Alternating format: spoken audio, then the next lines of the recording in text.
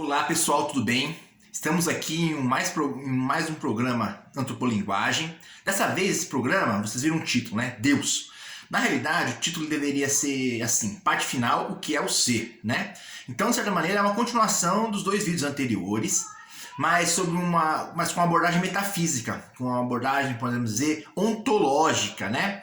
Que é o seguinte: nós vimos nos vídeos anteriores que o ser ele está ligado à ideia de virtude, de permanência, né, e de perfeição.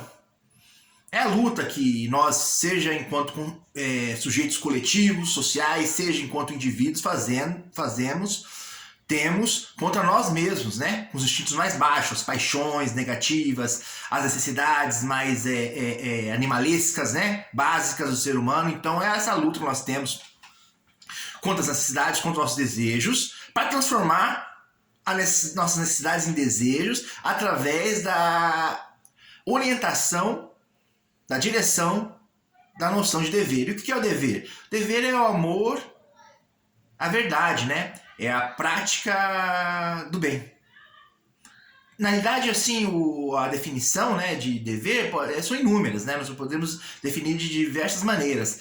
Mas, assim, qual que é o meu objetivo aqui? Meu objetivo é mostrar que o ser é a eternidade. É isso, né? É aquilo que é permanente, né? Aquilo que é perfeito. Então nós lutamos contra a imperfeição, nós lutamos contra nossos limites, nós temos que lutar contra os pecados, nós temos que lutar contra a morte. E se nós não tivermos uma abordagem teológica também, além de que de certa maneira é a metafísica, é a ontologia, nós não podemos compreender o que é a noção do ser, né? Agora eu tô vendo aqui que tá refletindo aqui nos meus óculos. Deixa eu tirar meus óculos que é melhor para falar. Então, pessoal, nós sabemos, né? Todo mundo sabe que quando primeira vez que na Bíblia Deus aparece para Moisés pergunta quem é ele, né? E ele responde: eu sou. Em algumas traduções, eu sou o que sou. Ou seja, o eu sou é o que é, ou seja, o que é a eternidade, é o infinito, né? Descartes já falava disso, né, nas suas meditações, né? Como pode um ser, Descartes no caso, né, que é imperfeito e finito, ter a noção do infinito e da perfeição? Um ser que é finito e imperfeito só pode ter a noção da perfeição e do infinito se ele vier desse infinito, né? Se ele vier dessa perfeição, né? Se ele for um fragmento disso. Em outras palavras, né, seria uma espécie de assinatura de Deus, né, nas nossas mentes e corações. E esse mundo nosso, que é constituído de coisas limitadas e finitas, né, ele só pode vir do infinito, né? Então as coisas criadas só podem vir o quê? Do infinito da eternidade, né? É interessante ver como a maior parte das coisas são constituídas de um vazio, né? Olha o espaço, a maior parte do espaço sideral, do cosmos, é constituído de vazio. Olha os átomos, né? A maior parte do átomo, né? Você tem ali os prótons no centro, depois a eletrosfera é constituída também de vazio, né? Então nós somos o quê? Uma série de membranas, seja de energia, seja de químicas, seja de matéria biológica, que é preenchida de vazio, né? O tal sopro divino. Então, assim, nós temos que ter em mente que se nós não abordarmos o ser também no seu âmbito teológico, metafísico, ontológico, essa abordagem é limitada. A minha abordagem anterior ela ficou apenas no nível terrestre, né, mundano, né, dos dilemas mundanos, das transformações aqui que o ser tem na Terra, né?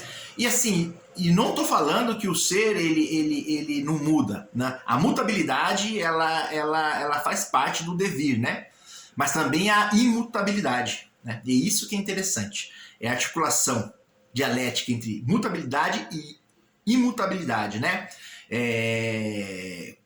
Daí também eu acho, até aconselho assim, que acho que tem muito nas minhas reflexões a definição de Deus de Aristóteles, né? Motor imóvel, né? Então as coisas se movem porque elas surgiram de algo imóvel, né? Isso é um paradoxo, mas é real. E aqui eu vou falar também, acho que das concepções de metafísica, de vida após morte, que é impossível você debater o que é o ser se você não falar da morte, e das concepções de vida após morte.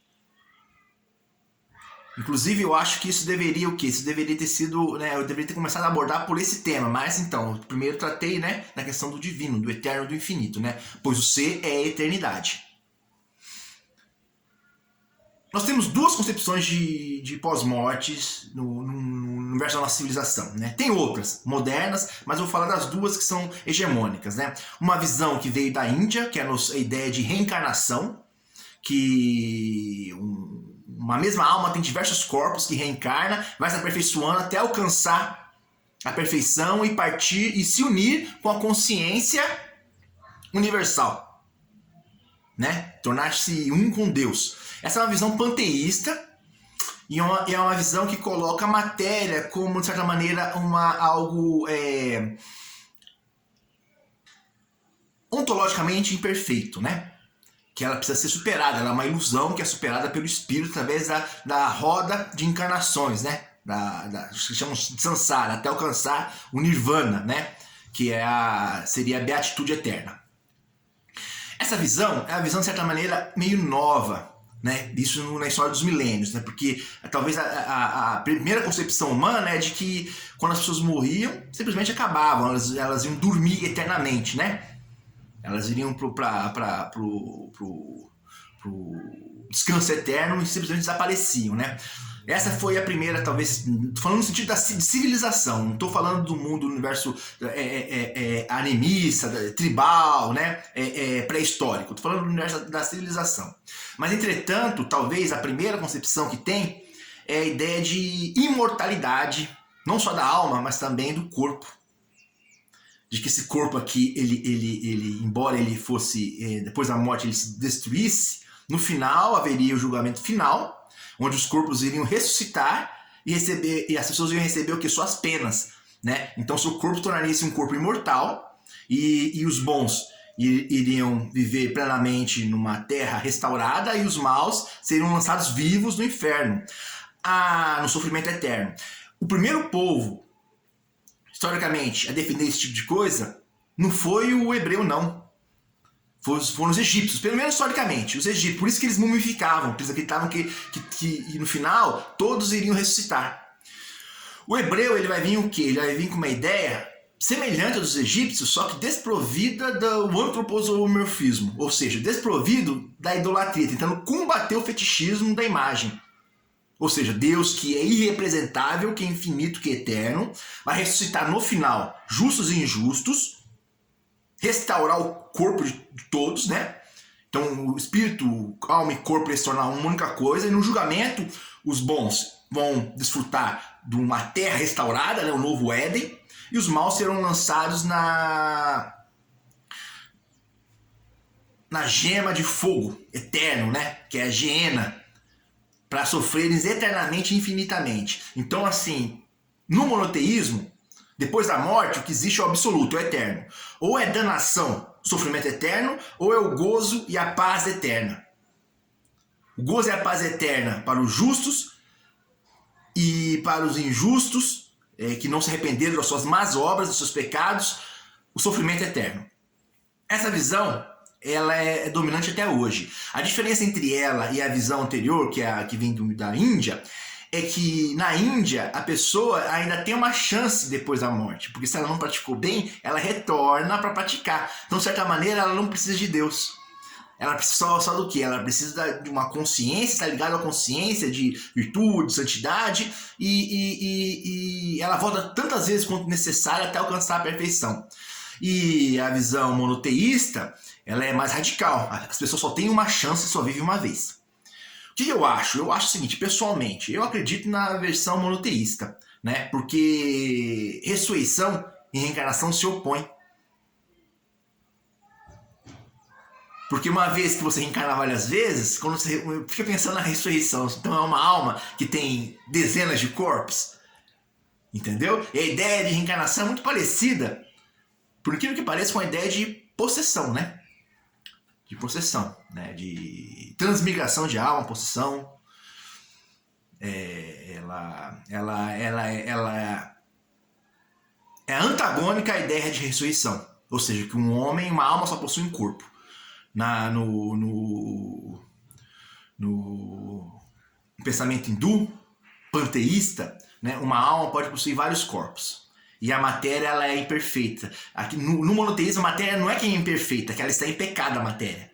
Mas ela vai ser restaurada. Por quê? Porque ela foi feita para a perfeição. Ou seja, o corpo vai ser restaurado para ser perfeito, mesmo dos maus. Só que esse corpo perfeito dos maus vai sofrer eternamente, né? A morte eterna. Então, basicamente é isso, né? Acho que, resumidamente, assim, a ideia de metafísica, ontológica, pós-morte é isso. Mas nós temos ideias modernas que tentaram dar outras alternativas além dessas duas alternativas, né? Reencarnação ou ressurreição, né? Reencarnação e evolução até o nirvana, ou ressurreição e juízo final. As ideias, talvez a primeira ideia que surja como alternativa a essas duas concepções é a ideia do eterno retorno. Que depois da morte a pessoa voltaria, né? Pro dia do seu nascimento e viveria de novo, infinitamente, eternamente, a sua própria vida, num looping eterno e infinito. Quem defende essa ideia é o Friedrich Nietzsche, do eterno retorno, que todo mundo vive infinitamente um looping da sua própria existência. Por isso ela tem que ser aceita como ela é. Eu acho que essa ideia é uma ideia interessante. Não é uma ideia interessante, que pode ter variações, né? Não é só o Nietzsche que concebe a ideia do eterno retorno, mas ao mesmo tempo ela é limitante. Depois eu falo já. E a outra ideia, talvez mais nova, né? É a ideia de multiverso. De que ao morrer, a consciência vai para um outro universo. Simplesmente isso. Para o universo de possibilidades do que foi a vida. Não é um outro universo distinto. É como se o seguinte, cada escolha da sua vida fosse também a negação de outras escolhas que você poderia ter vivido. E ao morrer, você vai cair o quê? Você vai passar a experienciar todas as escolhas possíveis que você não experienciou. Vivendo infinitamente, né, a todas as infinitas escolhas. Essa ideia ela vai surgir nos Estados Unidos, né? Com o estudo de sonhos. Enfim, você vê ela muito também que ela vai surgir na literatura norte-americana, né? E no ficção científica, e depois no quadrinhos, né? Você vê a ideia de multiverso no quadrinho, entendeu? Ela é bem difundida, né? E também ela de certa maneira, ainda é informe, ainda está se formando ainda, né? No momento adequado eu passo para vocês quem foi o primeiro autor a pensar dessa maneira. Foi um estudioso de sonhos. Agora me esqueci, mas ele escreveu uma obra muito importante, que se eu não me engano agora me deu branco. Eu vou retornar, eu vou falar sobre essa ideia, né? Vou retornar nos próximos capítulos, né? Que é a ideia de multiverso. Mas o que eu acho, resumidamente? Eu acho que tanto a ideia de eterno retorno como a ideia de multiverso, elas não resolvem o problema do mal. E também a ideia de reencarnação, elas são meio irresponsáveis. Elas, na verdade, estimulam o mal. Uma vez que você vive várias vezes, todo mal que eu praticar agora, eu pago depois. Não tendo o quê? Não tendo a divisão. A divisão eterna entre bem e mal. Ou seja, o mal não é uma ilusão, no fundo. Entendeu? O mal ele é como se fosse constituinte do bem. Eu acho que isso é problemático. Por quê? Porque nós vemos que o ser, né? O ser se move em direção à perfeição. Que o universo se move em direção à organização. Apesar da entropia, apesar do caos. Apesar da lei do caos e da entropia, a tendência do universo é o quê? É a organização. O aumento de organização. De perfeição, né? Dentro de uma geometria divina. Então eu acho assim que é muito arriscado você acreditar que vai ter outra chance. Porque aí você se torna-se licencioso, você se torna-se permissivo, tanto com relação assim, com relação às outras pessoas, no limite, achando que as pessoas vão depois reencarnar, ou que você vai depois reencarnar. E se não for assim? Se não for assim, você perdeu tudo para sempre. Entendeu? Outra coisa também que nós temos que deixar claro, né, é que em nós mesmos nós não conseguimos vencer o mal, a entropia e a morte. Nós precisamos de um modelo moral. Esse modelo moral são realmente os grandes santos e sábios, né? Que eu acho que eu vou enumerar aqui 4, sem fazer juízo de valor, mas em termos de fama, né? Talvez o primeiro de todos tenha sido Zoroastro, que defendeu a ideia de justiça, de amor ao próximo, de caridade. Depois nós temos Buda, né? Que na realidade o Buda ele vai tentar criar uma alternativa panteísta, até materialista para explicar o sentido do bem, e a necessidade de se praticar o bem e a iluminação, né? Sem pensar num mundo transcendental. Porque em Zoroastro tem a noção de juízo final e inferno, né? Depois, talvez, nós temos que colocar em segundo lugar Sócrates, com o diálogo, com a dialética, com a virtude, né? Que a sabedoria tem que brilhar na cidade. E através do diálogo, das perguntas nós alcançamos o quê? A verdade e a perfeição, né? Sócrates ele deixou inclusive ele deixou um testemunho muito interessante, né? Na obra de Platão e nas memórias de Aristóteles, né? Então Sócrates ele é o guerreiro da virtude e da primazia do diálogo e do questionamento permanente. É diferente dos outros anteriores, né? E o último, o maior de todos, sem dúvida, é Jesus Cristo de Nazaré, né? Que vai, de certa maneira, sintetizar todos os ensinamentos, né? Em especial de Zoroastro, de Sócrates, né? Eles nele vão se transcender todos os valores, né? Com sua máxima, né? Que é ama a Deus sobre todas as coisas e o próximo como a ti mesmo. Ele já é bem conhecido, né? Então, assim, eu acredito que tem muitos outros. Eu poderia falar do Nanak, que é o fundador da religião Sikh, ou do Maomé, enfim, entre outros. Mas, assim, os 4 maiores, top 4 são esses, né? E, sem dúvida, o maior de todos, o mais distinto de todos é Jesus Cristo. Então é isso, pessoal. Muito obrigado.